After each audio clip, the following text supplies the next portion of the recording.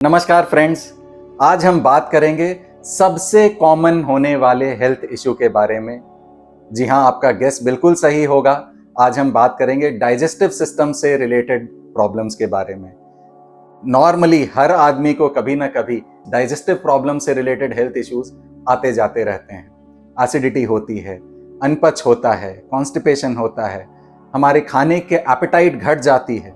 Digestive system का problem बहुत ही common problem है और इस प्रॉब्लम से ही अगर हम इसको अनट्रीटेड छोड़ देते हैं तो आगे बढ़ करके आगे चल करके यह प्रॉब्लम जो है और हमारे ह्यूमन बॉडी के दूसरे सिस्टम्स को भी अफेक्ट करता है और दूसरे प्रॉब्लम्स भी हमारे बॉडी को लग जाते हैं।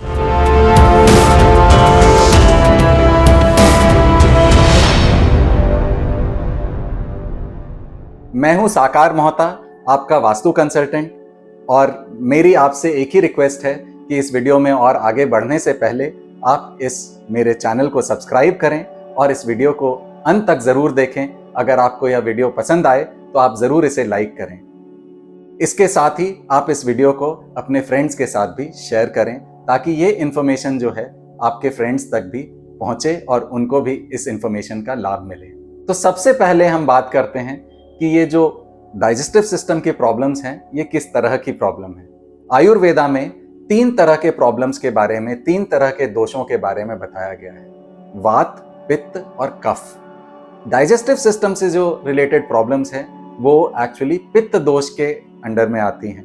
पित्त का बढ़ जाना यानी कि डाइजेस्टिव सिस्टम में प्रॉब्लम हो जाना, पित्त का घट जाना यानी अगेन डाइजेस्टिव सिस्टम का में प्रॉब्लम हो जाना। तो पित्त दोष जो है उससे रिलेटेड जो डायरेक्शंस हैं वो एक्चुअली डाइजेस्टिव सिस्टम को गवर्न करने वाली डायरेक्शंस हो गई। एक बात और जो मैंने अपने कई वीडियोस में बताई है कि हमारा जो शरीर है वो ही हमारे घरों का आवरण होता है, या हमारे जो घर हैं वो हमारे शरीर का आवरण होते हैं, एक तरह का आवरण होते हैं। डाइजेस्टिव सिस्टम जो है वो बेसिकली हमारे शरीर का किचन है, यानी कि अग्नि तत्व है।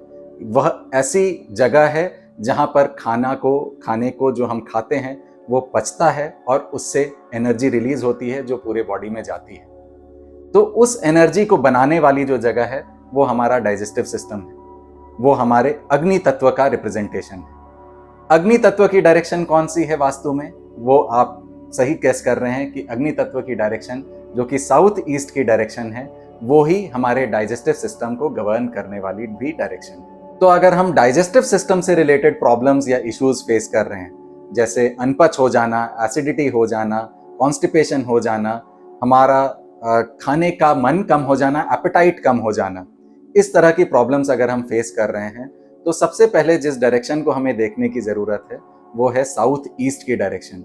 साउथ ईस्ट की डायरेक्शन अग्नि तत्व की डायरेक्शन है। अग्नि तत्व का एंटी तत्व कौन सा है? वाटर एलिमेंट यानी कि जल तत्व।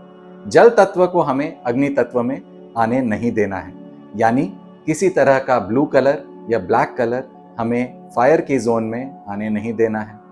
फायर की जोन में हमें किसी तरह की water body, underground water body को आने नहीं देना है। हमारा बोरिंग या कोई underground water tank south east की डायरेक्शन में बिल्कुल नहीं होना चाहिए। एक प्रॉब्लम जो मैंने कई बिल्डिंग्स में देखी है कि लोग लिफ्ट का पिट बनाते हैं साउथ ईस्ट के डायरेक्शन में, और लिफ्ट के पिट में पानी जमा होने लगता है। वो पिट अंडरग्राउंड होता है और उसमें पानी जमा होने लगता है। ऐसा होते ही बिल्डिंग में रहने वाले जो लोग हैं, जो उस घर में रहने वाले जो लोग हैं, उनमें कॉन्स्टिपेशन की प्रॉब्लम मैंने हमेशा देखी है कि लोग अपने हेल्थ प्रॉब्लम्स के बारे में जब मुझे बताते हैं, ऐसे घरों में लोग अपने पेट से रिलेटेड, अपने डाइजेस्टिव सिस्टम से रिलेटेड प्रॉब्लम्स ज़रूर मुझे बताते हैं। तो हमें साउथ ईस्ट की डायरेक्शन में किसी तरह के एंटी एलिमेंट को नहीं आने देना है। फायर एलिमेंट में हमें वाटर एलिमेंट को बिल्कुल नहीं आने देना है। साथ ही जो दूसरी डायरेक्शन या दूसरा जोन जो हमें देखना है वो है सेंटर का जोन, यानी कि ब्रह्मस्थान का जोन। ब्रह्मस्थान और उसके आसपास का जो जोन है वो हमें देखना है कि वो खाली रहे, वहाँ कोई हैवी ऑब्जेक्ट प्लेस्ड ना हो।